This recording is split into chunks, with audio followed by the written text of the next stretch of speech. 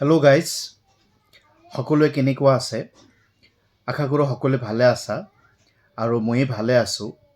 আৰু আজি আপোনালোকৰ সন্মুখত এটি গুৰুত্বপূৰ্ণ বিষয় লৈ আমি আজি আপোনালোকৰ সন্মুখত উপস্থিত। আমাৰ যিসকল ছাত্ৰ ছাত্ৰী এইবেলি ক্লাছ 8ৰ পৰা 9ত যাব আৰু যিসকল ছাত্ৰ ছাত্ৰী 9ৰ পৰা ক্লাছ 10ত উঠিব, যিসকল নিউ ষ্টুডেণ্টছ, সেই ছাত্ৰ ছাত্ৰীসকলৰ কাৰণে এটি অতি গুৰুত্বপূৰ্ণ এটি খবৰ। কি খবৰ? যে আপোনালোকে দেখিব পাৰে যে অহাকালি এটি সেৱাৰ পৰা, আমাৰ অসমৰ সেৱাৰ পৰা এটি নোটিছ আহিছে। আৰু নোটিছটোত কি আছে আপোনালোকক মই বুজাই দি আছোঁ। যে কি আছে নোটিছটোত, যে এইবেলি 2026ত যিসকল ছাত্ৰ ছাত্ৰী 8ৰ পৰা 9ত যাব, লগতে 9ৰ পৰা যিসকল ছাত্ৰ ছাত্ৰী 10ত যাব, সেইসকল ছাত্ৰ ছাত্ৰীৰ কিছু বুকছ চেঞ্জ হৈছে, কিছু বুকছৰ টপিক চেঞ্জ হ'ব।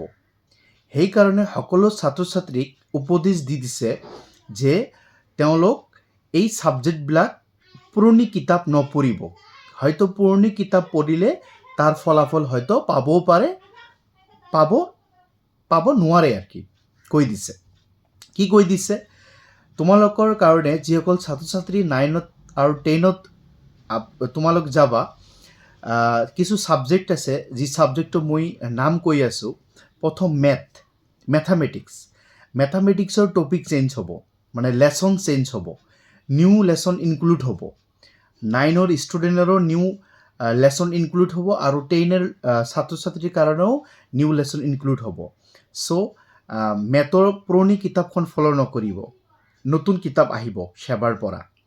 লগতে যিসকল ছাত্ৰ ছাত্ৰীৰ ছ'চিয়েল ছায়েন্স আছে, সেইসকল ছাত্ৰ ছাত্ৰীৰ পাৰ্ট থ্ৰী হয় পলিটিকেল ইয়া ইকনমিক যিটো আছে পাৰ্টটো, এই পাৰ্টৰ কিছু চিলেবাছ চেঞ্জ হ'ব। তো পুৰণি কিতাপ নপঢ়িব ছ'চিয়েলৰ। লগতে গাৰো MIL, খাচী MIL, লগতে এডভান্স মেথামেটিক্স, যিসকল ক্লাছ 9ৰ আৰু ক্লাছ 10ৰ এডভান্স মেথামেটিক্স আছে, এই এডভান্স মেথামেটিক্সৰো কিছু লেচন কি হ'ব, চেঞ্জ হ'ব। চ' এই কথাখন মই সকলো ছাত্ৰ ছাত্ৰীক জনাই দিলোঁ যে নতুন নোটিছ আহিছে আৰু তোমালোক পুৰণি কিতাপবোৰ নপঢ়িব। যিসকল ছাবজেক্টৰ কথা মই ক'লোঁ, পুৰণি কিতাপবোৰ নপঢ়িব, কাৰণ লেচন চেঞ্জ হ'ব। হয়তো বুকখনো চেঞ্জ হতে পাৰে বা হ'ব পাৰে। সেইকাৰণে সকলো ছাত্ৰ ছাত্ৰী নতুন কিতাপ পঢ়াৰ চেষ্টা কৰক। এইটোৱে মোৰ সকলো ছাত্ৰ ছাত্ৰীক জনাই দিলোঁ আৰু কি।